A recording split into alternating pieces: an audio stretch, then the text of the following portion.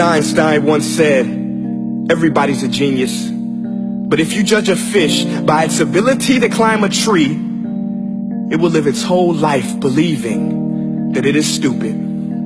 Ladies and gentlemen of the jury, today on trial we have modern day schooling. Glad you could come. Not only does he make fish climb trees, but also makes them climb down and do a 10-mile run. Tell me, school, are you proud of the things you've done? Turning millions of people into robots, do you find that fun? Do you realize how many kids relate to that fish swimming upstream in class, never finding their gifts, thinking they are stupid, believing they are useless? Well, the time has come, no more excuses. I call school to the stand and accuse him of killing creativity, individuality, and being intellectually abusive. He's an ancient institution that has outlived his usage. So, Your Honor, this concludes my opening statement, and if I may present the evidence of my case, I will prove it. Proceed. Exhibit A. Here's a modern day phone. Recognize it? Here's a phone from 150 years ago. Big difference, right? Stay with me. Here's a car from today, and here's a car from 150 years ago. Big difference, right? Well, get this. Here's a classroom of today, and here's a class we used 150 years ago. Now ain't that a shame? In literally more than a century, nothing has changed. Yet you claim to prepare students for the future? But with evidence like that, I must ask, do you prepare students for the future or the past? I did a background check on you and let the record show that you were made to train people to work in factories, which explains why you put students in straight rows, nice and neat, tell them sit still, raise your hand if you want to speak, give them a short break to eat, and for 8 hours a day tell them what to think. Oh, and make them compete to get an A letter which determines product quality, hence grade A of meat. I get it. Back then, times were different. We all have a past. I myself am no Gandhi. But today, we don't need to make robot zombies. The world has progressed. And now we need people who think creatively, innovatively, critically, independently, with the ability to connect. See, every scientist will tell you that no two brains are the same. And every parent with 2 or more children will confirm that claim.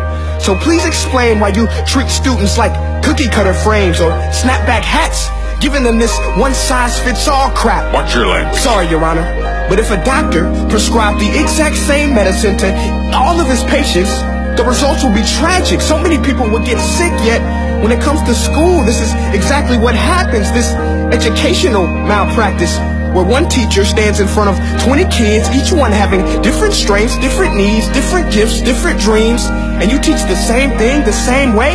That's horrific. Ladies and gentlemen, the defendant should not be acquitted. This may be one of the worst criminal offenses ever to be committed. And let's mention the way you treat your employees. Objection. Overruled. I want to hear this. It's a shame. I mean, teachers have the most important job on the planet, yet they're underpaid? No wonder so many students are short-changed. Let's be honest.